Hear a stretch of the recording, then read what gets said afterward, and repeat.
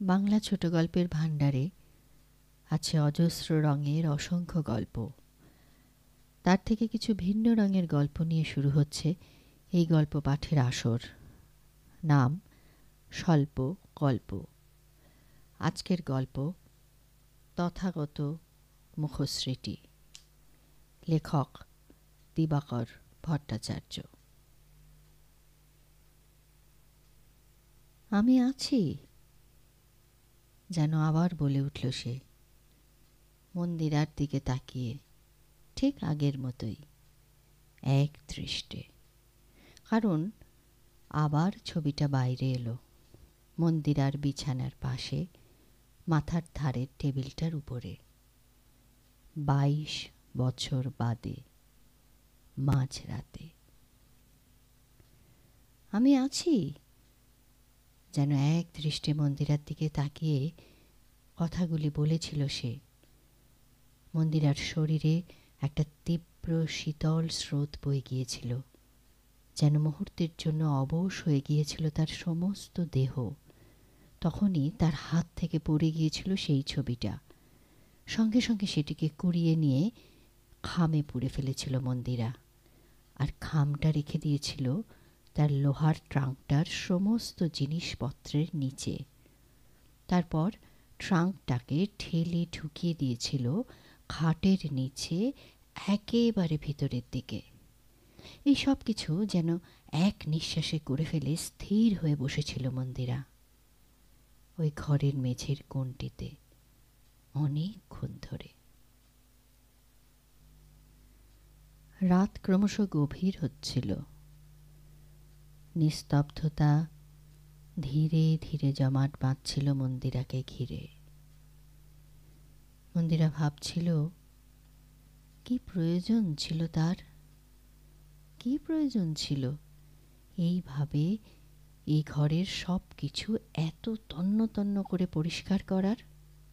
কি প্রয়োজন ছিল ঘরের কোণায় পড়ে থাকা ধুলো পড়া চামড়ার ব্যাগটার ভেতরে কি আছে দেখতে যাওয়ার? কি বা প্রয়োজন ছিল সেই ব্যাগের মধ্যে রেখে দেওয়া দুমড়ানো মুচড়ানো কাগজগুলোর থেকে ইমেজ ফটোগ্রাফার লেখা সবুজ খামটা খুলে তার ভেতরে কি আছে দেখতে যাওয়ার? কি প্রয়োজন ছিল সেই খাম থেকে ছবিটা বার করে তার উল্টো পিঠে সমীর রায় 18 সেপ্টেম্বর 1982 লেখাটা পড়তে যাওয়ার? এই সমস্ত কথা মাঝরাতে যতটাই তোলপাড় করেছিল মন্দিরার মাথায়, ততটাই পাথরের মতো স্থির হয়ে যাচ্ছিল সে। এইভাবে মন্দিরা বসে রইল গোটা রাত। ভোর রাতে কি মনে করে ট্রাঙ্কটাকে আবার বের করে দেখে নিল ওই খামটা ট্রাঙ্কের সমস্ত জিনিসপত্রের নিচে গুঁজে দেওয়া আছে কিনা। তারপর একটা ভারী তালা লাগিয়ে দিল ওই ট্রাঙ্কের আংটায়। এবার প্রাণপণ শক্তিতে সেটাকে ঠেলে দিল খাটের নিচে, যত দূর ভিতরে পাঠানো যায় তত দূর। এইভাবে যথেষ্ট নিরাপদ ব্যবধানে কিংবা উপযুক্ত অন্ধকারে চলে গেল ছবিটা। কিন্তু সমীর রায় রয়ে গেল মন্দিরার চোখে, অন্তত মাঝরাতে, আর নিরালায়, ভয়ানকভাবে, প্রায়শই। এরপর থেকে প্রায়শই মাঝরাতে ঘুম ভেঙে যেত মন্দিরার। ঘুমের মধ্যে সে দেখতে পেত কি যেন একজন ঝুলছে সিলিং থেকে, আর তার ঝুলে থাকা শক্ত হয়ে যাওয়া পায়ের আঙুলটা থেকে থেকে ছুঁয়ে যাচ্ছে তার মুখটাকে।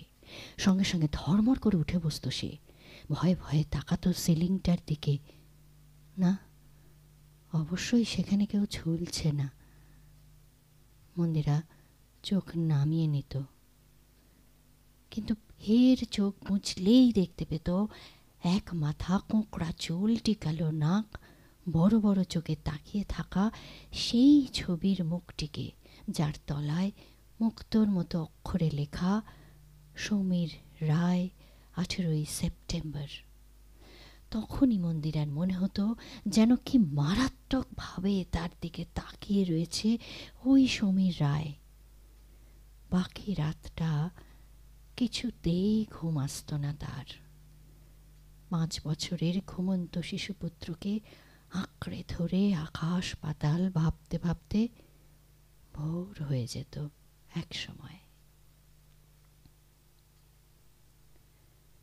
সময়ে কিন্তু মন্দিরা বাণী পিসির হাতে পায়ে ধরেই এ বাড়ির ওই ঘরে এসেছিল।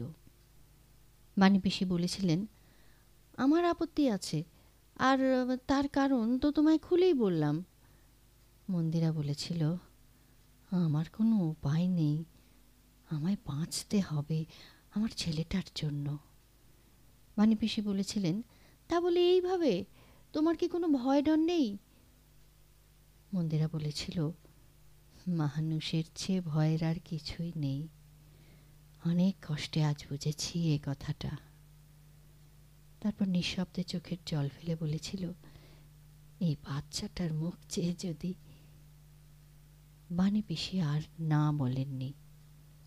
অতএব স্বামী পরিত্যক্তা উত্তর 30-এর এই হতভাগ্য মহিলা তার শিশুপুত্রটিকে নিয়ে বাণী পিসির একতলার পিছন দিকের সেই ঘরটিতে এসে উঠল, যে ঘর বন্ধ ছিল বহুকাল।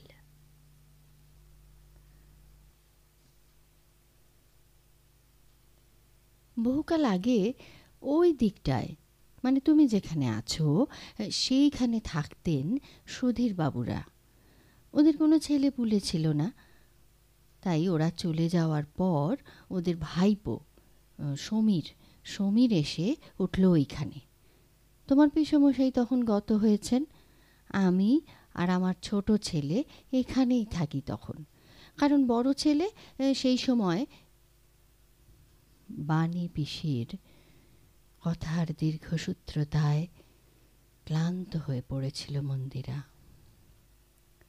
সারাদিনের হাড় ভাঙা পরিশ্রম, মাথার উপরে সমস্যার পাহাড়, আর কোলে রুগ্ন বাচ্চা। কিন্তু সে নিরুপায়, যেহেতু তার দুশ্চরিত্র লম্পট স্বামী ফেরার হয়েছে কিছুকাল আগেই।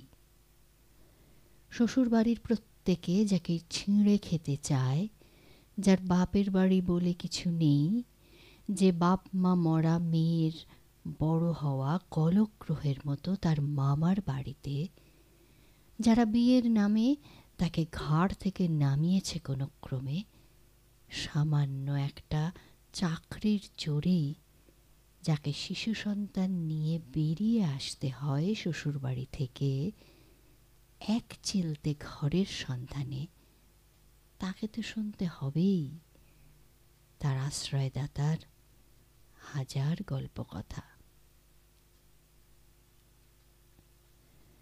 গল্প হলেই ভালো হতো ব্যাপারটা, কিন্তু এটা ঘটনা, এবং মর্মান্তিক ঘটনা, যার জের চলেছিল অনেক দিন পাড়ায় এবং প্রতিবেশীদের মধ্যে।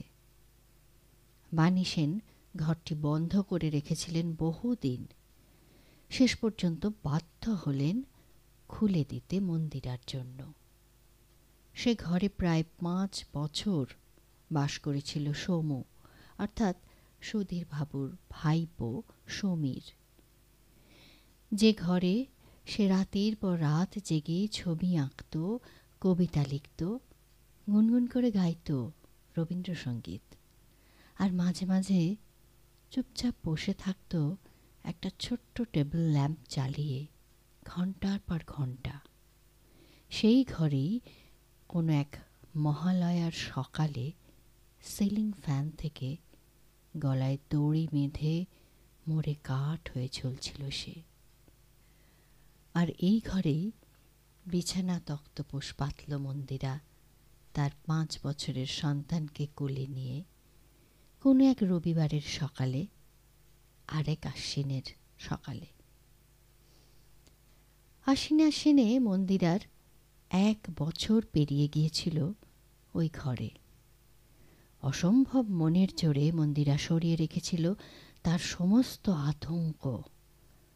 বাণী পিসির কাছ থেকে সমীর রায়ের আত্মহত্যার কথা শুনেও এই ঘরেই আশ্রয় নিতে বাধ্য হয়েছিল সে। না, ভয় পেয়ে আঁতকে ওঠার মতো কোনো অলৌকিক ঘটনা ঘটেনি এই 1 বছরে। হঠাৎ কোনো আওয়াজ পাওয়া যায়নি, কোনো ছায়া দেখা যায়নি, অলক্ষণে কিছুই ঘটেনি। কিন্তু একটা চাপা আতঙ্ক তো ছিল সর্বক্ষণ।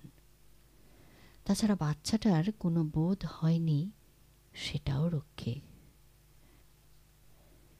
কিন্তু সব গণ্ডগোল হয়ে গেল ওই ছবিটা দেখার পর মুহূর্তেই। বিশেষ করে ছবির পিছনে সমীর রায় 18ই সেপ্টেম্বর লেখাটার জন্য।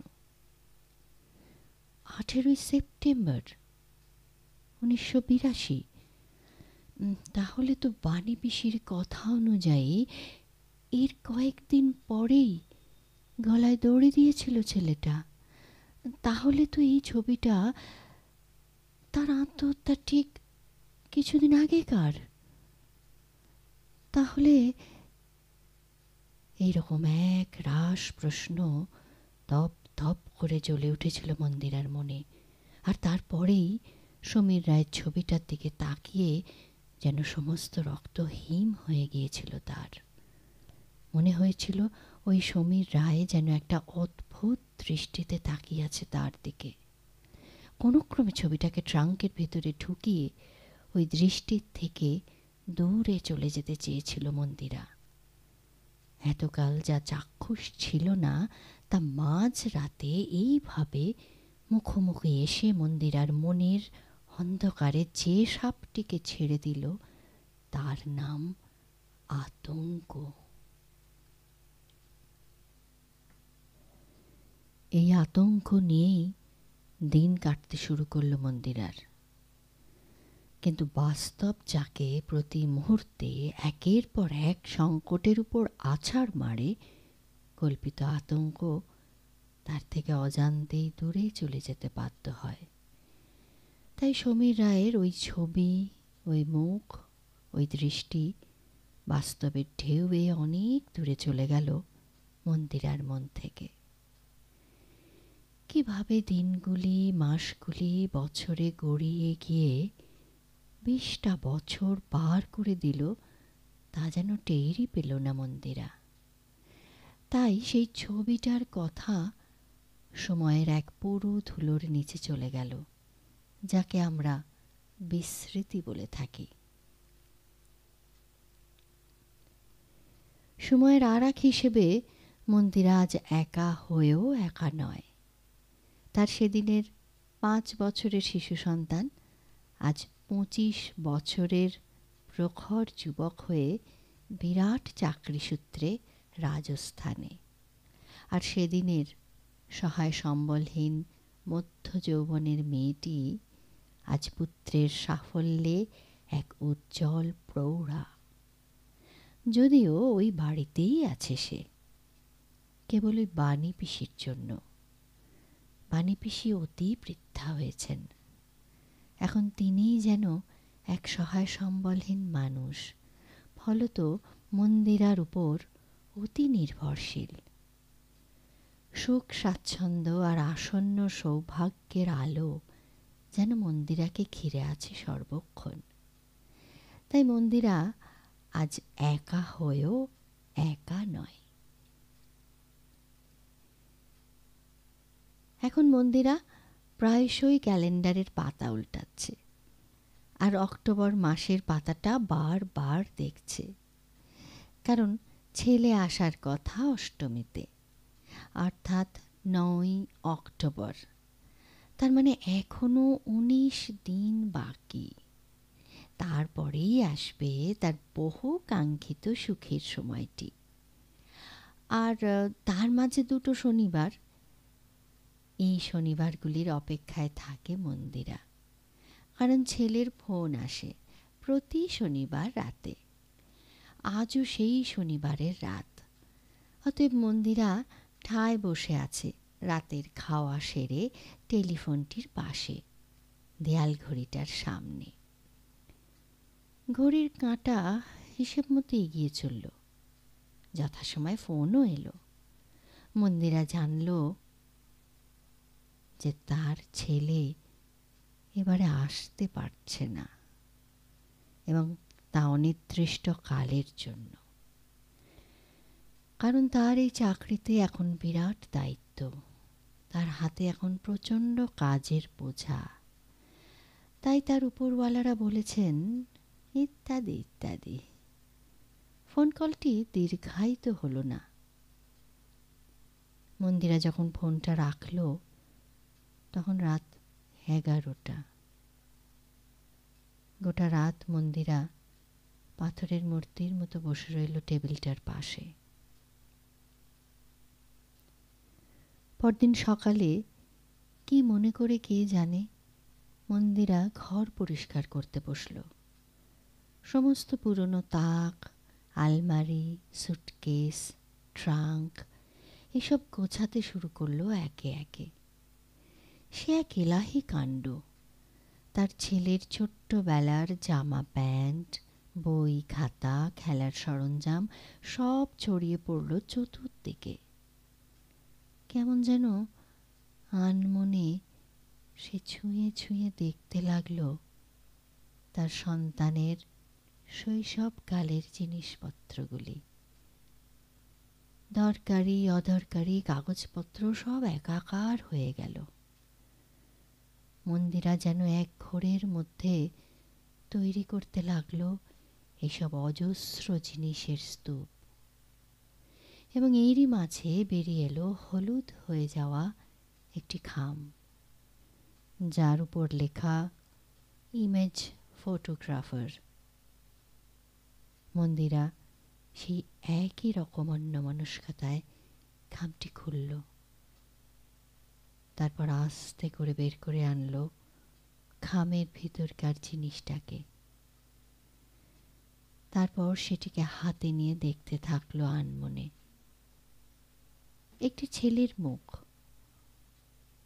এক মাথা কোঁকড়া চুল, বড় বড় চোখ, টিকলো নাক। কত বয়স হবে? 22, 25।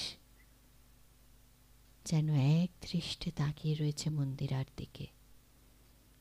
ছবির পিছনে সবুজ কালিতে লেখা সমীর রায়, 18 সেপ্টেম্বর 1982। লেখাগুলি হালকা হয়ে গেছে অনেকটাই।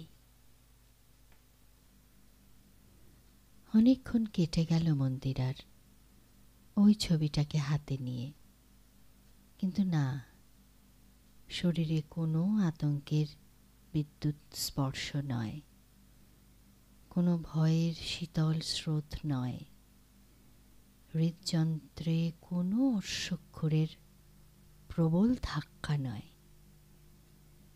মন্দিরা খুব আস্তে করে আঙুল বোলালো ওই হলুদ হয়ে যাওয়া ছবিটার উপরে। তারপর কি ভেবে কে জানে ছবিটাকে আলতো করে ধরে দাঁড় করিয়ে রাখল খাটের পাশের টেবিলে রাখা ডেট ক্যালেন্ডারটার গায়ে।